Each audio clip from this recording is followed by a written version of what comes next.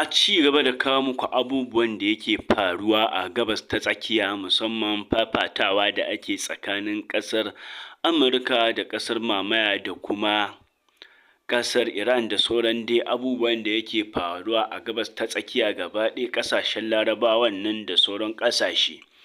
A yanzu haka ƙasar Jamhuriyar Musulunci ta fitar da wata sabuwar sanarwa a kan mashigar Hormuz, inda wani shahararren Farfesa na ƙasar na jami'a na wata babbar jami'a da ke birnin Tehran a nan ƙasar Iran, kuma mai bawa gwamnatin ƙasar Iran shawara akan harkokin ƙasashen waje, wato Farfesa Muhammad Marandi, ya fito ya tabbatarwa da duniya cewa ƙasar Iran fa a yanzu ma ta canja shawara, ba ma za ta buɗe mashigar Hormuz kwata-kwata har sai ƙasar Amurka da ƙasar mamaya sun daina kai hare-haren da suke kaiwa na yaƙi a ƙasar Iraki, ƙasar Beirut na ƙasar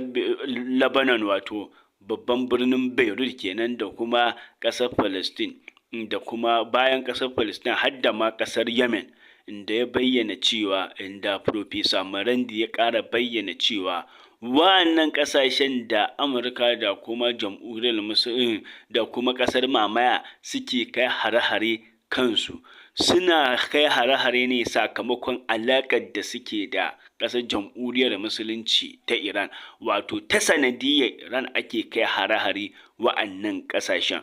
To saboda haka a yanzu ba ma maganar ma wani buɗe mashigar Hormuz har sai sun daina kai hare-hare kan wa'annan ƙasashen, sannan Jamhuriyar Musulunci ƙasar mamaya ta ɗebe dakarunta daga ƙasar Lebanon, kamar yadda ita Amurkan Trump ya umarci su ebe, suka yi kunnen uwar shegu suka ƙi ebewa.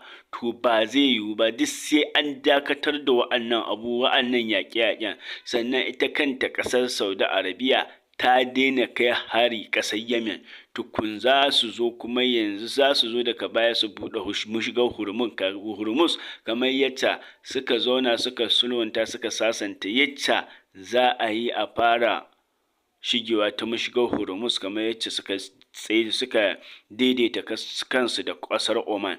To wannan shine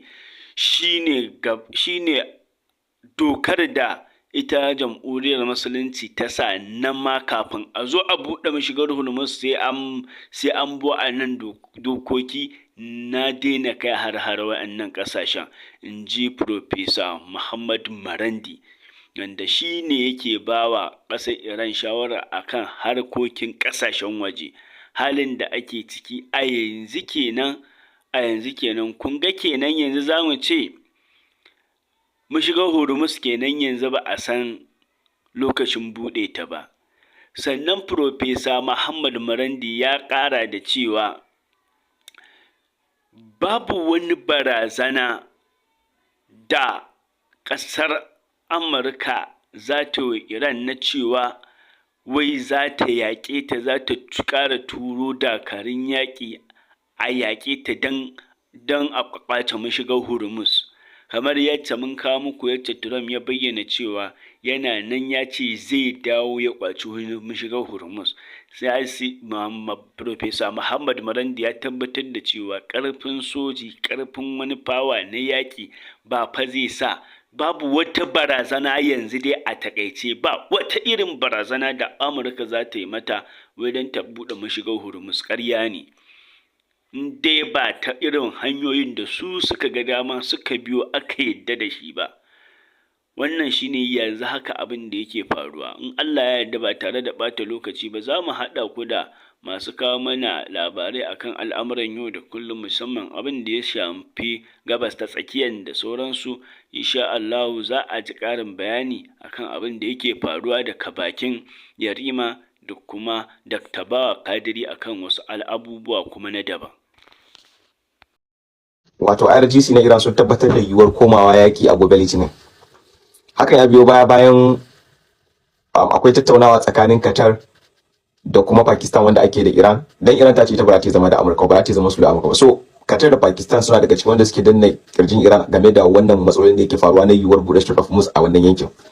So based on tattauna da ake, Iran ta fahimci cewa ita ba za a cimma wani matsaya ba, kawai abin da ya rage kawai yanzu ta fitar da sanarwar a yau tana gagarumin shiri na yiwuwar koma yaƙi gobe ga tangadan yayin da suke magana cewa wannan yakin da za su ci gaba Isra'ila ne da Amurka za su fi jin jiki idan har kasashen Laraba ba su ba da fiska su ma a ci gaba da amfani da kasashen su ba. Wato ba za ka gane fusata da fushin Iran ba sai ka bibiye yanda suka rika gudanar da tattalin arzikin su a tsawon shekara 47. Wato Iran ya zama takunkumi yayi kamari, ka gane ba su da yanda suka iya su tafiyar da al'amuran kasan su. Iya abin da Iran fa suka yi shine domin kar su tsawwala ma 'yan kasan su sha wahalan matsalan da yake ciki, duba da irin takunkumin da Amurka ta saka musu matattalin arzikin su. Kusan kowane abu gwamnatin Iran ta saka masa subsidy, ta saka masa tallafi. Gas ne, hatta gas da zaka dafa abinci wanda muke zuwa mu refilling gas da wasu hawa, Iran ta supply ɗinsa, pipe ne zai bi har gidanka zaka ja shi. Zaka ga a wata BP da aka na girki fa da ruwan zafi komai da kai bai fa a wata ka biya naira 400 ba a kudin Najeriya. Abin da zai maka zafi naira 1000 Najeriya shine naira 30,000 a kudin Iran. Amma a haka zaka biya naira 400, to in ka convert kudin Najeriya bai baka biya naira 50 ba misali a wata. Saboda kar 'yan kasan su fuskanci wannan tsananin rayuwa. Me yasa? Da zaran suka sa 'yan kasan su ba su fuskanci tsananin tsadar rayuwa ba, ka gane za su samu nutsuwa. Idan rayuwa bai maka tsanani ba za ka samu nutsuwa, da zama akwai tausayi tsakanin ku, zai zama akwai lissafi, ba za ka rika yanke hukunci cikin fushi ba, za ka zama mai nazari saboda rayuwanka a natse yake. Amma in akwai tsadar rayuwa, fusata zai yawa, matsaloli sun maka yawa, ba za ka tsaya kana tunani a matsayinka na dan adam mai hankali ba, za ka na abu ne biri saboda akwai fushi, akwai tsananin rayuwa, kamar yadda muke gani yana faruwa a Najeriya. Haka suka rika manajin kasan, an kai gaban da abin ya yi worse a cikin kasan Iran da kake gani. A haka yakin nan abin ya yi worse, takunkumin ya yi kamari, ba su samun kudaden mai din kamar yadda ake samu a baya ake saka wayannan subsidy din. Sai zama sun ciccire tallafi, wayannan tallafi ma abubuwan wasu daga ciki har wajen kaso 400. Wannan tallafin sauri kaso 40, wannan cire kason sai tsananta tsadar rayuwa ma 'yan kasan su, har aka fara wayannan protesting. So da Amurka sun ma yi haƙuri, ka gane Iran din tana cikin wani matsalar da zai iya haifar da matsala a cikin kasan, da sun dan ƙara ba su wasu shekara 4 ko 5, ba mu san ko za su iya manage ba, amma abin da yayi wasu da bai taɓa yi a kasan ba. Kawai da yake Amurka shi kenan Isra'ila ta ga cewa da yake akwai desperation a Isra'ila, kawai sai suka yake su, suka ziga Amurka su. So yakin kamar wani ceto ne ya zo ma Iran. Wallahi da nake bibi abu ya naga to ai su wannan yakin wani ceto ne ya zo, saboda waɗannan yakin da aka fara yanzu, ka gane sai ya zama an samu gaɓoɓi da ake tattaunawa sulhu da Amurka ta daddaga musu kafa da sayar da mai da wasu, cire musu tattalin arzikin, cire musu wasu kuɗaɗen su da aka rike, sai aka samu walwala. To ƴan kasan sai suka samu saukin rayuwa ma fiye da kafin yakin, ka gane lissafin. So instead da zama yakin ya dada cusa kasan a cikin tsanani, sai ya zama yakin ya dada sake ma 'yan kasan mara. So yakin bai musu illa wayan da kai ya kamata a ce kuna yaki kun shiga kalubale ba. Amma a Najeriya bai taɓa yiwa ba. Ka duba a irin wannan tsananin economy din suka ba ma ilimi muhimmanci, suka tabbatar al'ummar su sun rage musu radadin talauci ta fiskan subsidy, sai suka yi amfani da wannan damar suka ba ma al'ummar su ilimi, suka ba su ilimi, suka yi kere-kere, suka samu kimiyya. Bayan sun samu ilimi suka samu kimiyya da makamai masu dumbin yawa, da yanda za a kirkira makaman, hanyoyin kirkira makaman da mugun yawa. Bayan an yi da aka shigo filin daga sai suka ce su da Allah suka dogara, ba wani nasara in ba daga Allah ba. Ka fahimci bambancin tunani biyu game da dan Najeriya, dan Arewa da kuma dan Iran. Suna cikin kunci, suka sauƙaƙa rayuwar al'ummar su, suka inganta ilimi, suka inganta kimiyyar su. Sannan da gaban yakin ya zo da ake bukatar a yakin, suka sadaukar da rayuwar su, suka ce nasara Allah ne kadai zai iya sa su yi nasara. Duk ba da duk yana abun da suka yi. Kai a Najeriya fa in aka maka magana sai ka ce ai waɗannan azzaliman mun bar su da Allah, akwai Allah, duk abin da aka ce maka Allah an gama komai. Ka tashi ka taimaki kanka, ka nemi daukin Allah a process din kaki. Wani hubbasa, wani yunkuri kai ka cire kanka a wannan matsala. Idan kai yunkuri kai hubbasa sai ka nemi taimakon Allah, sai ka nuna kai karfin ka bare iya maka ba, Allah ne, amma kuma zaka gwada. Ba zama suka yi suka ce saboda America azzalima ne ta haɗa kai da kawayen su sun bar mu kowa Allah ba, Allah zai musu. Ba haka suka yi ba. Suka yi ilimi, suka inganta kimiyya, suka kera makamai, suka inganta fasahansu ta fuskan yaki, sannan sai suka ce to wannan yakin da muka zo yanzu fa bayan mun gama duk wannan abin, Allah ne kadai zai iya ba mu nasara. Kuma Allah ya ba su nasara saboda me yasa? Lokacin da aka kashe shugaban kasar su Ayatollah Khamenei, inda yanzu a ce maka ba su dogara ga Allah ba, Allah zai iya cire musu wannan nutsuwa, composure da suka samu na fuskanta yakin nan, sai kariyar musu da zuciya, su ji tsoro ya shiga zuciyarsu. Duk wayannan abubuwan da suka haɗa bare musu amfani ba. amma da suka yi wani yunkuri suka yi wani hukmasa sai suka mika da tsaron ga Allah sai Allah ya kawo musu dauki ta fiskan ba su nutsuwa a gaban da ya kamata a ce rudani ya shiga zuciyarsu, a gaban da ya kamata a ce tsoro ya shiga zuciyarsu. Amma kai a Najeriya ba abun da kai sai an yi magana ka ce ai Iran ta samu shugabanni. Ka je ka duba 1979 lokacin da Turawa suka zo suka saka musu azzaluman gwamnati take azabtar da su, aka eba duk tattalin arzikin mai refinery sun su ya dawo karkashin Amurka kamar yadda Iraq ita ke fuskanta. Me suka yi? Kasan gaba ɗaya suka tashi suka yi revolution, suka kifar da gwamnatin. Shi Khamenei su na farko ina ba a kasan yake ba saboda an kore shi saboda zalunci da aka yi Iran. Rashi ya tafi ko ina ne. Da aka zo suka kifar da gwamnatin suka kore ta suka ce su ba su yadda ba. Menene fa saboda mutanen kasan suna da son gaskiya, suna son su ga sun inganta rayuwarsu, suka tashi suka yi abin da ya kamata kafin sai suka samu adalin gwamnati. Kai a Najeriya fa kana jiran gwamnati mai adali ne kawai ta zo from sky kawai ta zo miracle ya faru ko a ce to yau gwamnatin ka ta gyaru. An taba aka ina ne? Wayo da kan shi ce maka wai miracle na faruwa sai an taba ka kace wai kai ka mika komai ma Allah Allah, sai in mutum ya inganta ce ayin aka ce Allah an gama komai. Allah akwai tsari da ya gina duniya akai, kuma ba ya gina ta saboda ya zo ya maka miracle bane. Idan ka dauko tarihin Annabi Isa mahaifiyarsa ba namiji ta haife shi, haka yana maka cewa Allah zai iya yi. Kai a yanzu ka zo kana da ya ko kuma wata wanda ka sani zo ta ce maka ita ta aihu ba miji, ba ta aure ba ta aihu, hankalinka zai kama? Amma ya fi karfin Allah ya haka bai fi ba, amma ka san Allah bari ba saboda ka san Allah ya kawo tsari. To kai me yasa kake jiran wai kai miracle ne faru a lokacin ka? Me yasa ba za ka bi wannan, ba za ka yadda da tsarin da ubangiji ya saka a bayan kasa ba? Me yasa kake so ka tsallake tsarin sai ka fake da wai kai ka yadda da Allah, wai Allah zai maka? Ka tsallake tsarin da ya maka. Ai tsarin shine dole ka tashi ka yaki zalunci, dole ka nima kanka yanci, dole ka nima kanka izza, kuma dole ka yi sacrifice. Duk wani nasara a rayuwa tana da farashi. Kai dan arewa dan Najeriya ba ka son ka biya farashin, amma kana so ka ji daɗi. Ka yaudar kanka kenan. Bilhu baka isa ba zai taɓa yiwa ba. Duk yan gwagwarmayar da kaga suna ta wannan abu arewa, wasu son zuciya ne, wasu dukiyarsu, wasu kuma suna son ka fahimci cewa fa dole akwai farashi ma kowane nasara. As far as kana tsoron biyan wa'annan farashin, ba inda za ku tafi a ƙasar nan. Kar ba ku rika fakewa ku ce wai Iran sun samu shugabanni, kafin su samu wa'annan shugabannin duka ƙasar sa da suka tashi suka kalubalanci zalunci. Ku a Najeriya ba za ku iya ba saboda kuma azzalumai ne ta wani fiska. In na faɗa ka ba ina nufin duka ƙasan wai kowa azzalumi ba. Azzalumai kun fi yawa, akasarin azzalumai su mun fi yawa a cikin ƙasan. Shi ne gaskiyar magana. Waɗanda ba azzalumai ba su da yawa, shi yasa kaga ba za a iya yi ba. Dole kowa individually sai kowa ya gyara tunaninsa, ya gyara zuciyarsa, ya kyautata tsammani kafin ƙasar nan ta gyaru. In ba haka ba na rantsa da Allah ƴanku da jikokin ku sun yi ihu sai sun tuna sun ce iyayensu ba su kyauta musu ba. Ba yanda ka iya. Allah ya taimake mu, Allah ya sa mu dace. Assalamu alaikum. Wato a lokacin da aka kai hari da farko a ƙasar Iran a February 28, inda aka kai hari a fadan shugaban supreme leader na ƙasar Iran a ranar da aka kashe da sauransu, bayan kwana biyu ranar March biyu ga watan March kenan, ita Iran ta mai da martani wurare daban-daban a gabas ta tsakiya. Daya daga cikin wuraren da ta mai da martani inda ta yi amfani da jirgin sama Su-24. Su-24 jirgin yaƙi ne wanda Iran take da su, wanda ƙirar Rasha ce. Tana da sauran jirage irin su F7, F5, F4 wanda ke kuma ƙirar Amerika ne. Wannan jirage ne wanda ta siye su tun da dadewa, wanda yake ta yi amfani da guda biyu inda ta kai hari a ƙasar Qatar, inda ta yi targeting Al-Ubaid air base na Amerika, bari base na Amerika da ke kasar Qatar, base wannan base din ne fi kowane base girma na Amurka a wajen Amurka, inda suka tashi jiragen nan guda biyu da pilot guda hudu, kowanne guda biyu a ciki, wanda suka tinkari Qatar.